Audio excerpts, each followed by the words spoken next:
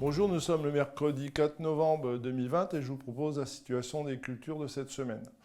Alors concernant les colzas, on a des stades qui sont déjà très avancés sur les parcelles, avec des colzas qui dépassent largement 10 feuilles, et puis des premiers signes d'élongation qui sont déjà visibles.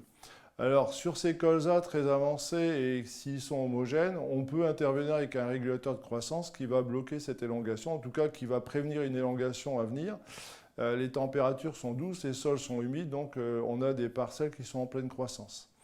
Alors pour les parcelles qui sont très hétérogènes, sur lesquelles on a des colzas qui sont parfois à moins de 6 feuilles et puis d'autres qui ont largement dépassé 10 feuilles, mieux vaut ne pas appliquer de régulateur sur ces parcelles-là, puisqu'on va bloquer les petits colzas qui ont besoin encore de se développer, hein, surtout lorsqu'ils représentent des parties importantes de la parcelle ou des zones importantes dans la parcelle.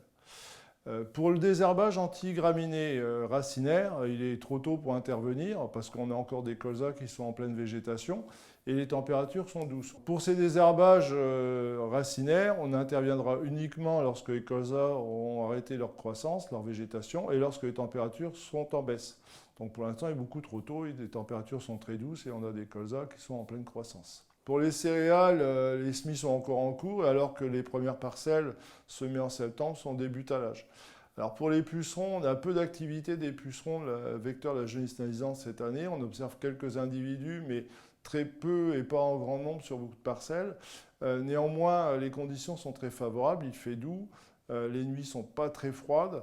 On pourrait avoir un développement de ces pucerons, donc soyez vigilants, surveillez les parcelles et réalisez des comptages.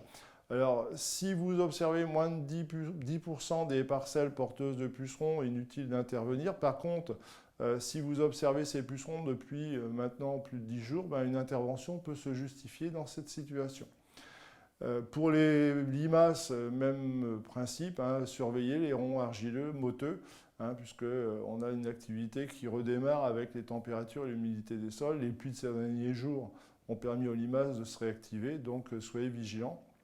N'intervenez que si vous observez bien entendu des dégâts, des symptômes de dégâts. Alors concernant les désherbages, c'est la priorité dès le semis.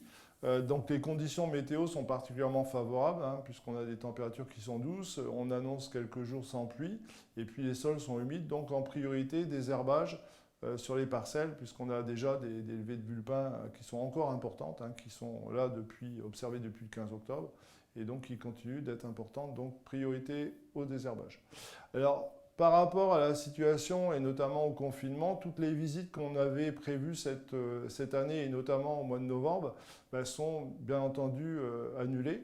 Donc la visite du 5 novembre, celle du 18 novembre sont annulées.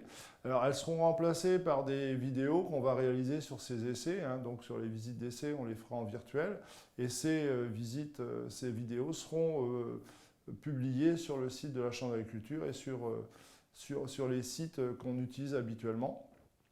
Pour certaines activités, notamment ce qui était prévu sur le travail du sol au mois de fin novembre, finalement, ça sera probablement reporté en début d'année 2021.